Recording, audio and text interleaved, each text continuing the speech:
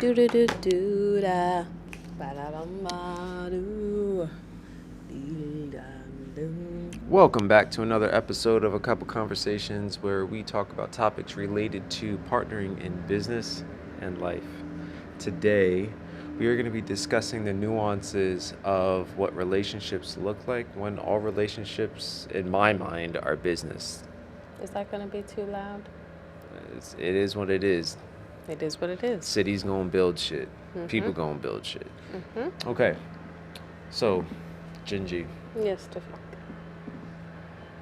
your thoughts on the topic today? Well, it First of all, stemmed. hold on a second. Yes. You know what? Go ahead. Follow that train of thought.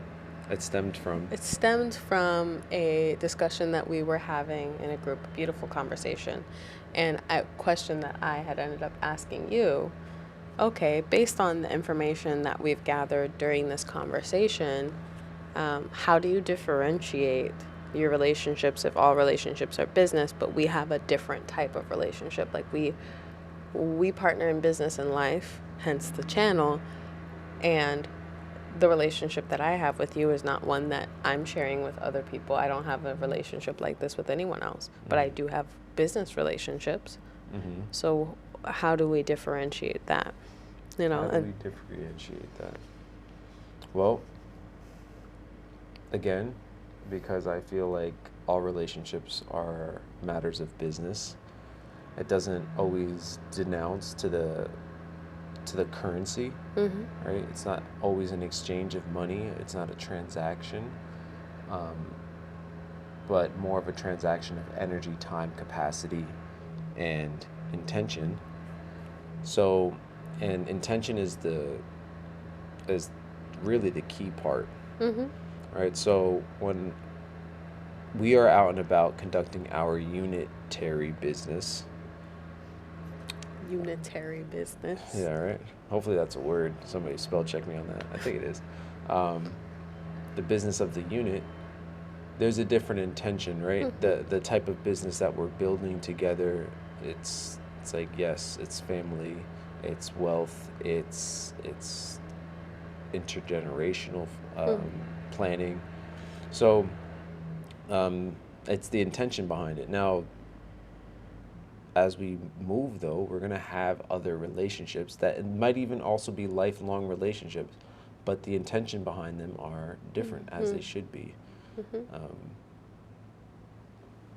Yeah, so that's my mind in regards to what I do to equate business, relationships, time, capacity that we share with whomever. Yeah.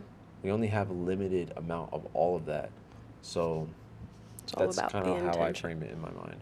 What do you think? How do you perceive it? I think that's that. I think that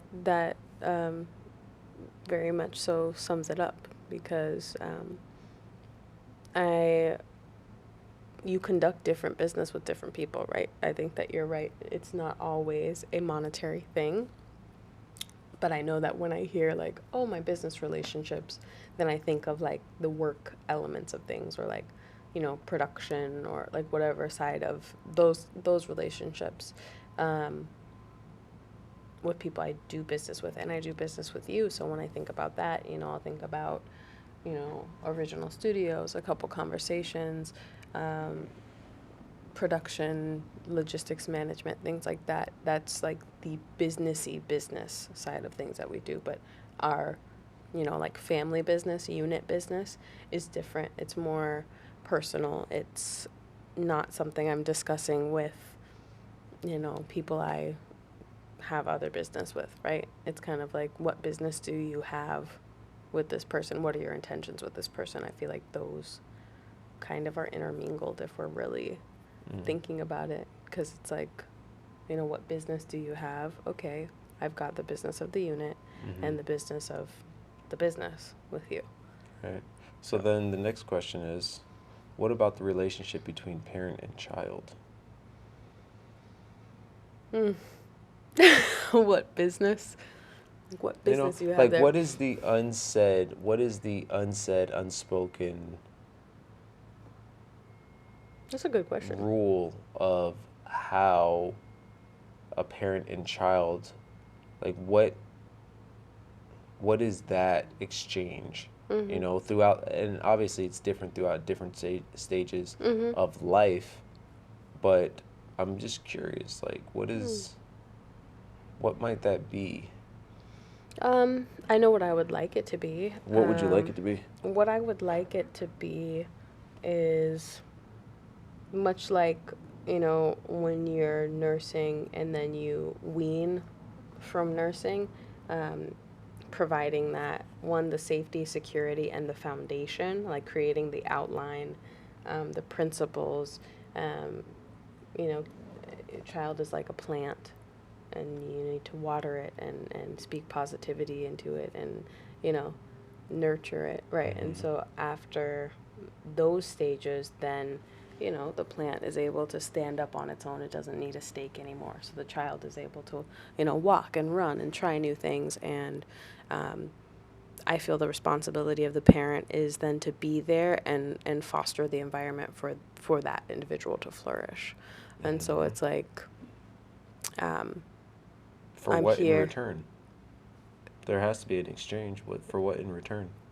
The joy that you did that, it's like you did. I mean, you can't necessarily know for sure or expect that that child will take care of you, but the intention or the desire, I feel, for myself and for a lot of people, is okay, I raised this beautiful being so that they can go and be successful in the world, and hopefully maybe they carry on the legacy. Maybe that's not for them. I can't force that upon them, but down to just the basics, hopefully, because I cared for them in such a way that they feel the desire and want to care for me, you know. It seems like a bad deal.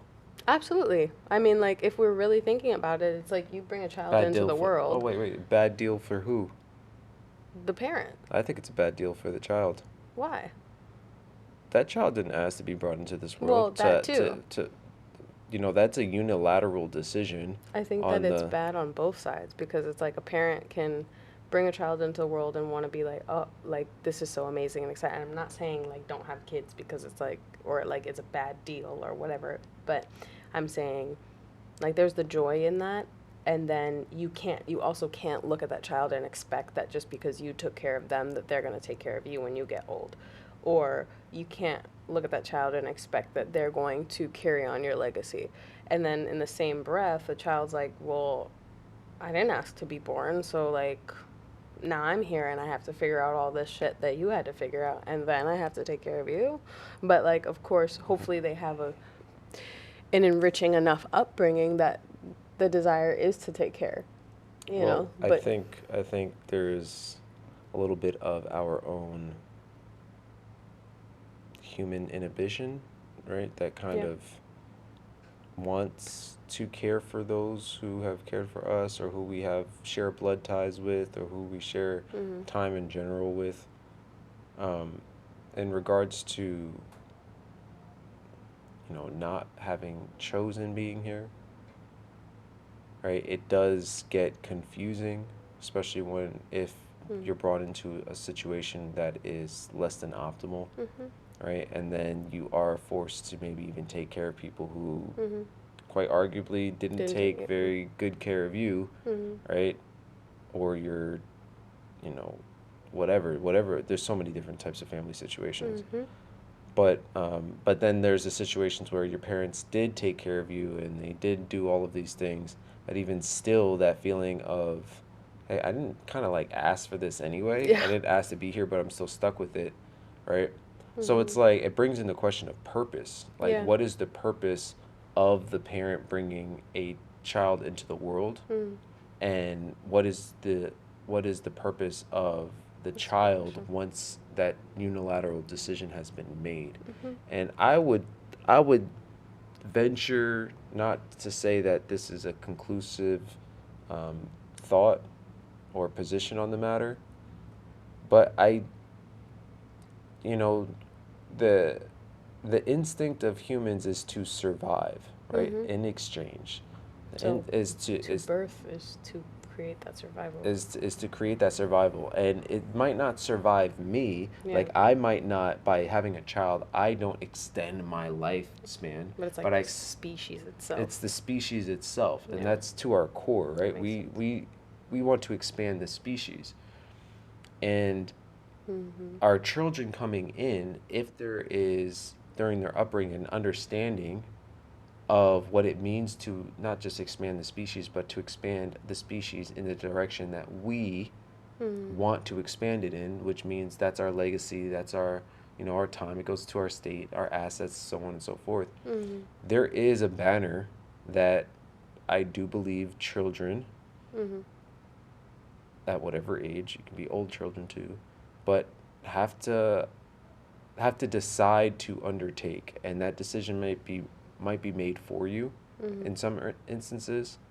Don't know if that brings about great results, Mm-hmm. but I do think there's a banner. There's a banner that you can take up and push your family name forward Yeah. and be proud of that if you can be proud of it. And if you can't be proud of your family name, be proud of the name, your name, Yeah. right? And then And what push you can your, create. what Yeah. you can create and push that forward. Yeah. And in that way, I think maybe I can better relate to the business exchange Yeah. in regards to a parent making a unilateral decision to bring a child into Yeah. this world, knowing of all the hardships and Yeah. the strife that Mhm. that kind of comes with it. That makes sense if we're looking from a business lens, because that's a great question. And I was thinking from it just like the care, or like having both um, individuals existing at one point in time, and you took it beyond that. And I think that that was really, really good and really insightful, because it makes a lot of sense.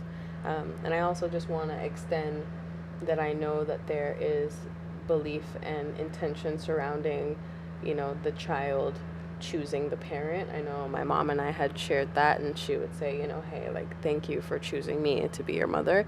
And whether that's conscious or subconscious in our, being a cosmic star child and floating around and being like, oh, I'm gonna go with you, right? I just want to speak to that and acknowledge that, because I think that there is an element of that as well. And I think that regardless of if that choice was made or not, consciously or unconsciously, when passing through the threshold, there is kind of this like wipe clean reset where you're like,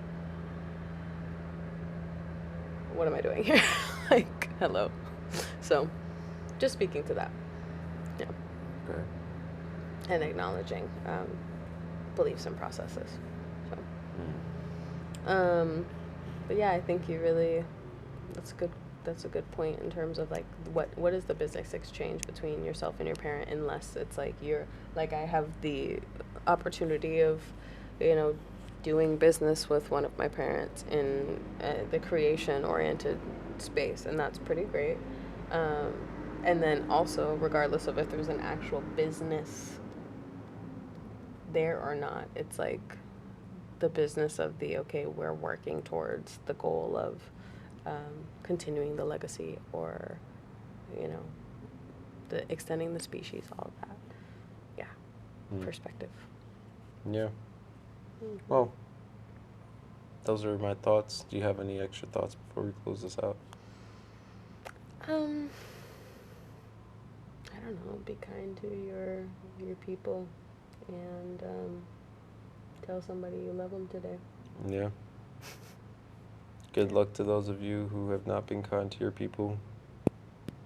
Yeah. It's a very difficult situation that you might find yourself in. All right. It's been another episode of A Couple Conversations. Thank you for tuning in. We will be back next week. Mm-hmm. Goodbye. So long. Farewell. Auf Wiedersehen. Goodbye.